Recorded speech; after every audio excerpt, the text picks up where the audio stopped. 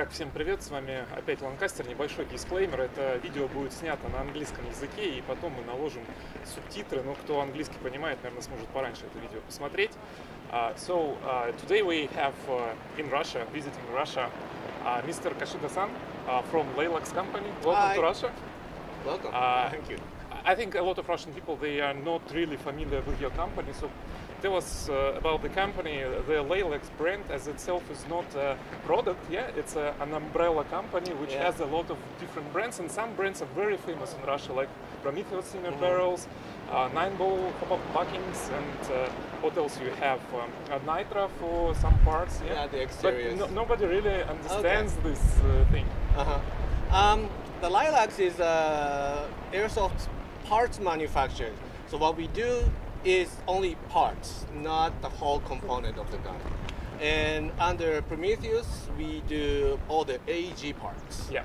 And our 9-ball brand is for the GBB mostly, and the Nitro is for exterior. We have a few other sub-brands, but the company name is Laylax, so people cannot really see.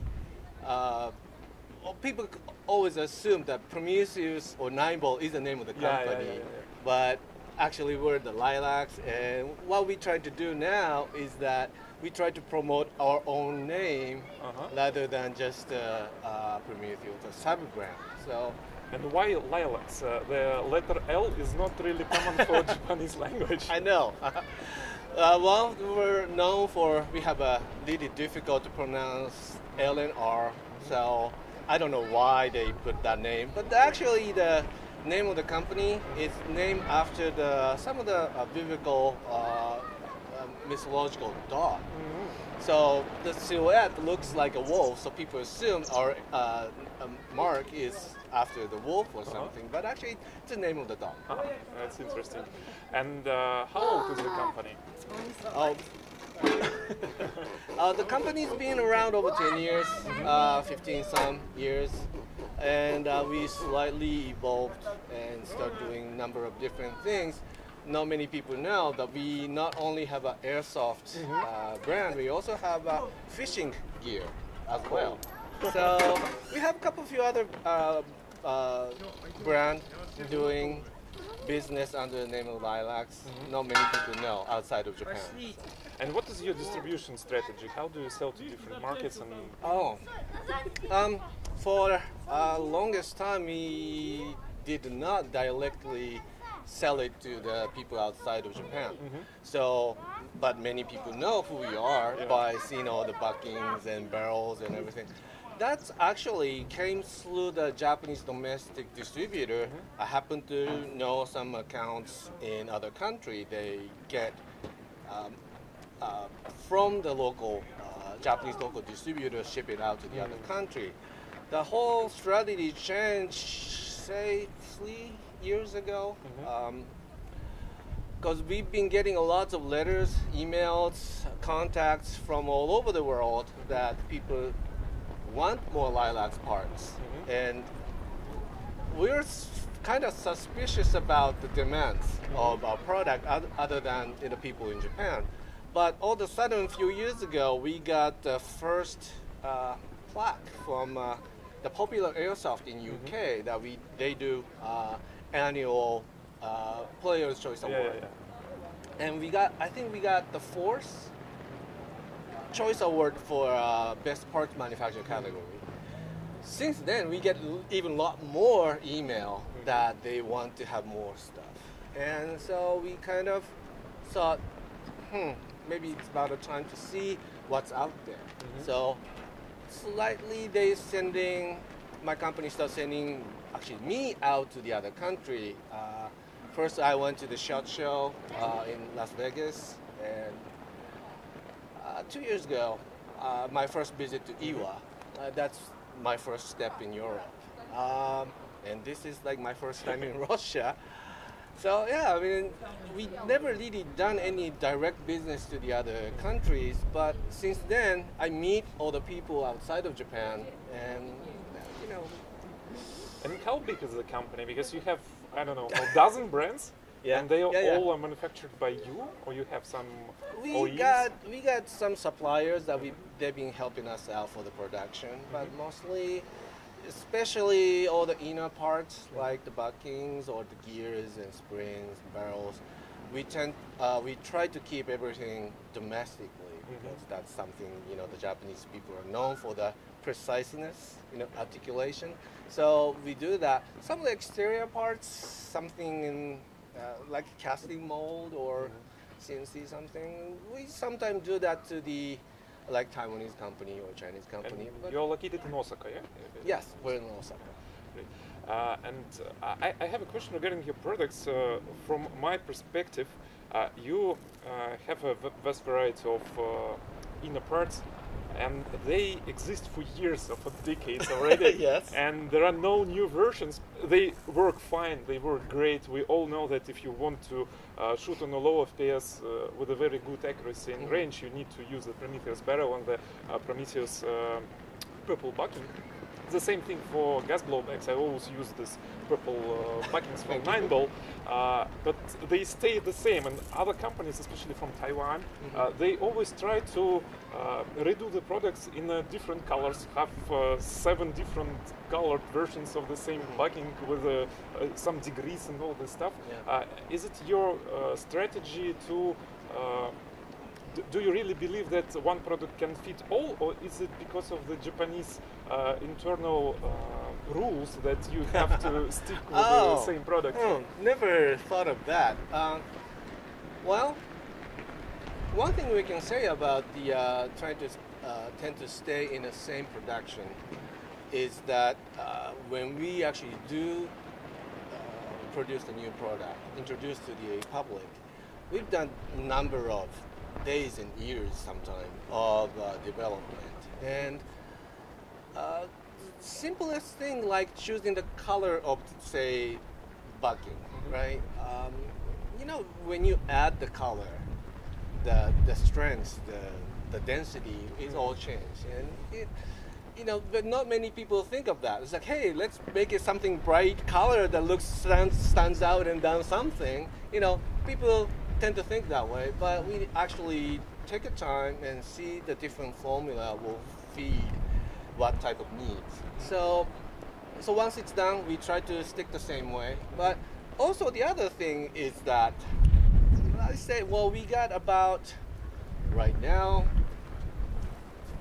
1,200 parts total in our catalog, and I say 80%, maybe up to 90% of what we have is Tokyo Marui compatible. Yeah. And since they're not changing internal, Yeah. no reason for us to change either. So that's the kind of thing that maybe.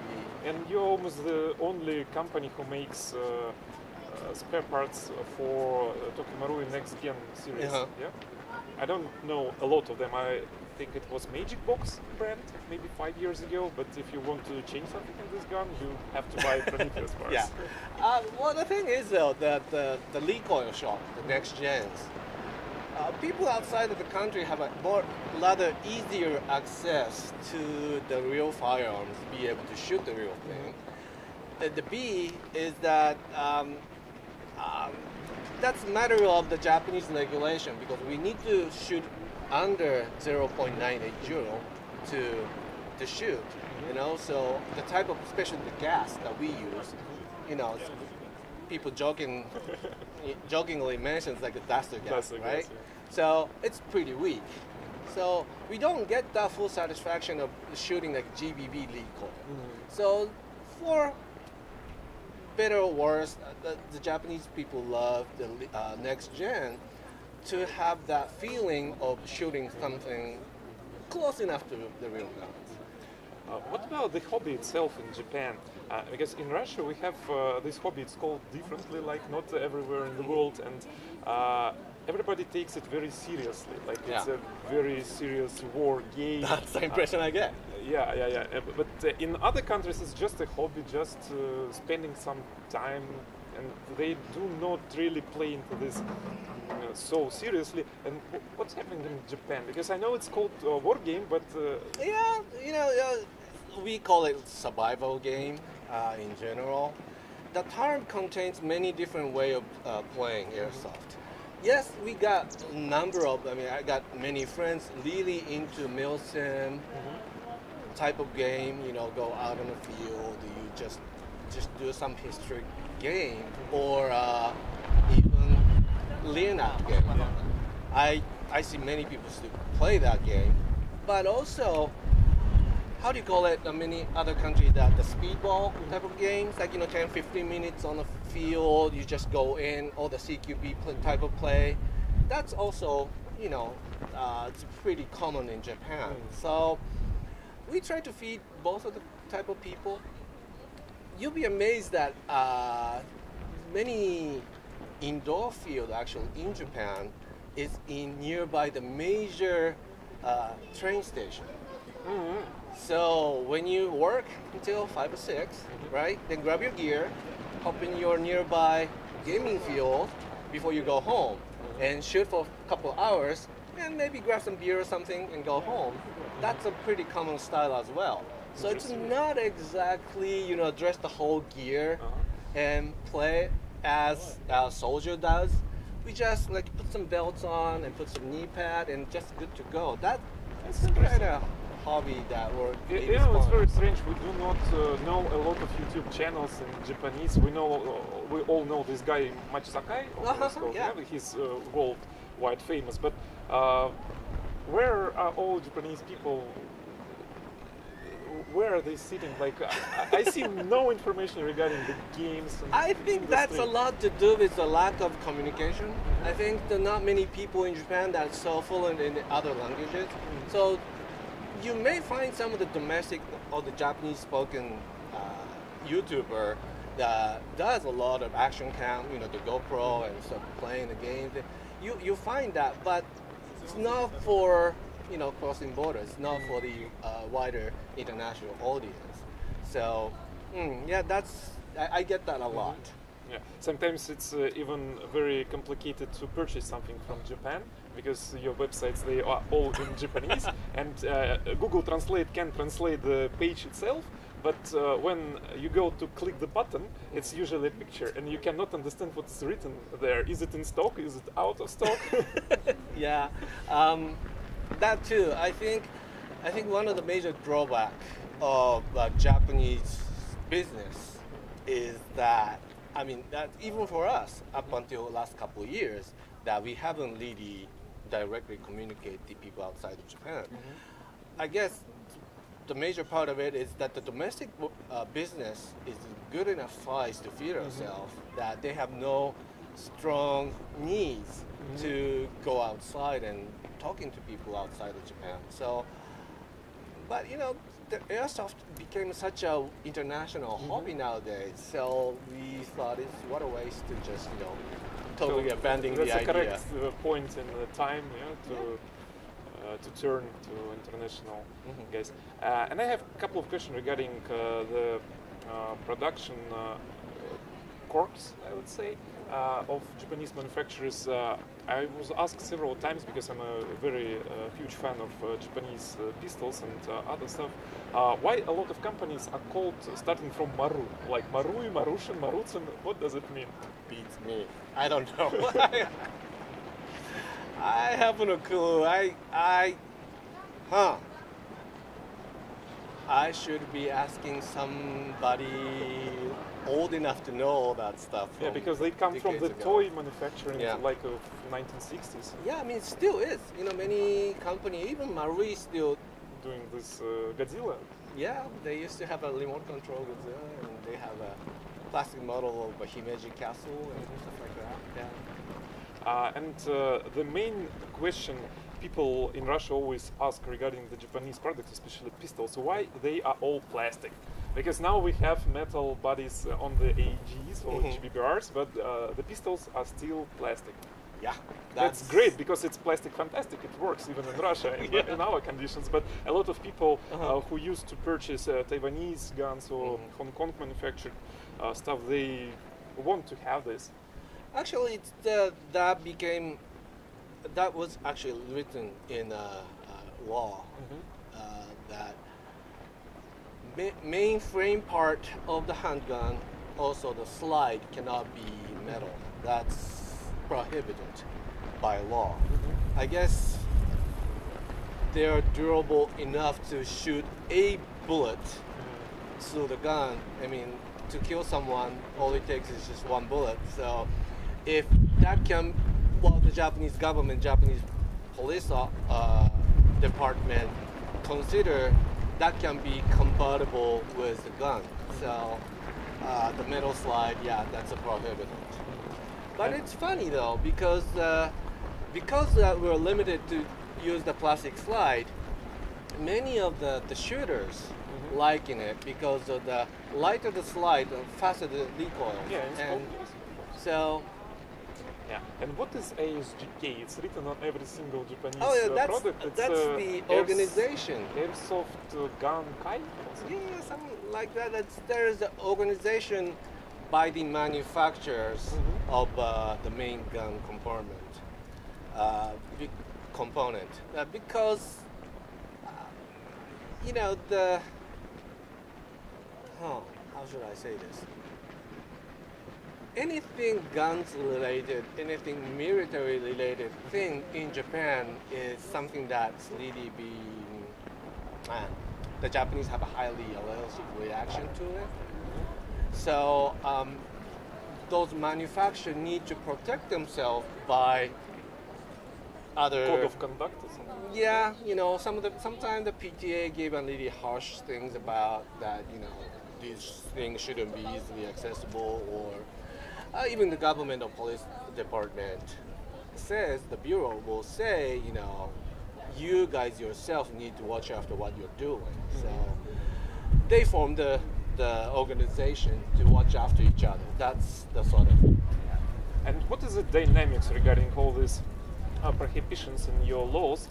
Like I do understand that 30 or 40 years ago, Japan was still considered a little bit aggressive country by others, so it had to proven first that you are not aggressive anymore as you used to be. But is there a dynamics that laws become more attractive for the manufacturers? I think that's a really difficult question for me to answer because one thing I can say, probably this is not the direct answer to what you're just asking me. I just told you about the different type of games that we play in the airsoft, not just the Nielsen. Yeah. I think to evolve to something more sports looking thing, that's kind of loosening up a little bit for the people's reaction of what you're doing is that, you know, do you have any agenda? Do you have any politics statement that you want to show by playing airsoft? So I think that we have a wide variety of different type of play in airsoft that really helping us to expand. B, because of the Japanese government push us to play under one jewel, which is it doesn't hurt too much. That really encouraging. It hurts at all. Yeah, for Russian people. You guys are shooting like 3 joule or something like that, Yeah, right? 3 joule on a semi-auto, I think. Yeah. So we're playing at really low limit. So lots of new people casually can join this hobby. If you know it's gonna be hard, that's a commitment. You gotta be, you know, you gotta be crazy enough to join. But if you're just only shooting under 1 joule, you know, some of the indoor field even like 0.8 joule or something like that. It doesn't really hurt unless you're being hit by you know the tip of your finger or something, and within a day or two, your blues will just go away.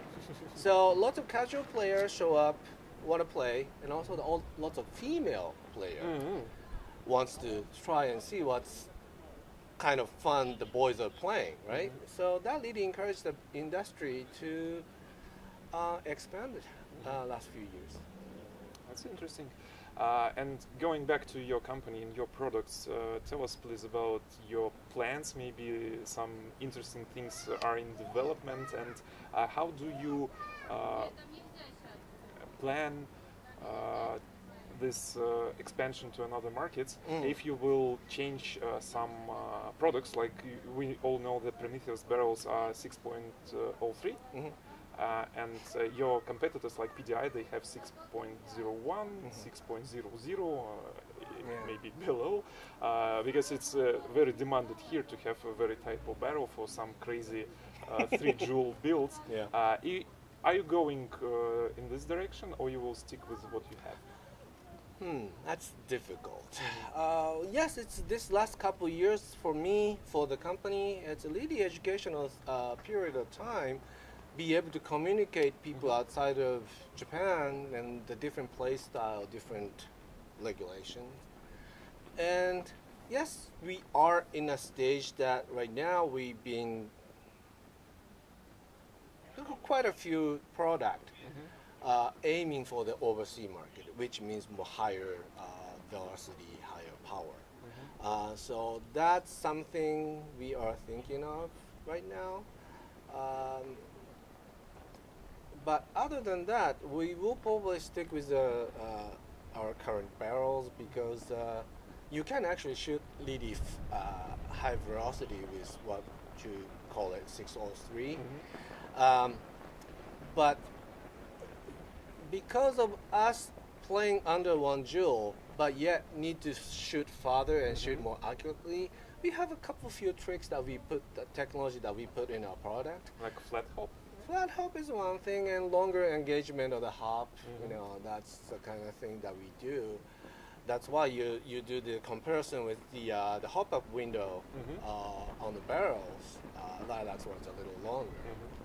And we have a couple few things that we want to, I don't want to say education, but we want to introduce to the other market. So at least you need to translate what is written on the product. We're working on it right now. We just recently, a few months ago, we have on Laylax.com website, you click the right hand top corner, you just hit the English, and then all the product, at least name, are all translated. And we're, like I said, we have like 1,200, 1,300 items. So we do need to translate every single one of those. It takes time, but we're doing it right now. Some of the few our trusted partner in other countries, other retailer, distributor. From last year, we've been producing the Laylax catalog in English as well. So I will be, well, actually, we got the new one coming out next month. So we'll be spread that out too. We have all the PDF version on our website that the people can actually read. So, but yeah, I do need to do more multi-language thing. And how do you manufacture the parts? Do you produce them in batches, or you just slice them like in a period of time? Because sometimes it's really hard to find anywhere some parts for next gens, or some parts from how it's called, your brand, First Factory. Some exterior parts for Marui gas blowbacks and for the next gens. So sometimes you can buy it in every single retailer in Asia, but then for a year you're just waiting for the restock. I guess that's a lot to do with our week. As I said, that we haven't done any direct export. The situations are different now these days. We are trying to keep up with the inventory, which is because for the longest time we have no idea which products are common and popular, high demand in other market.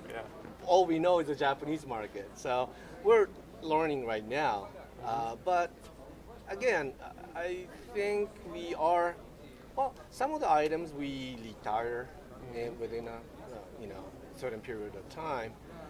Depends on demand? Depends on demand, depends on, well, some of the, especially even the Tokyo Marui keep producing some of the old guns for years and years.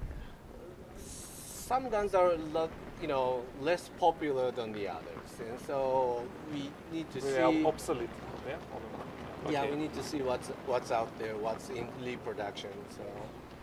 And I have a question regarding your products, like springs you make for the pistols for the new generation of Marui pistols, like HNK 45 and all the new pistols which came to the market in the last 4 to 5 years with a very strong recoil.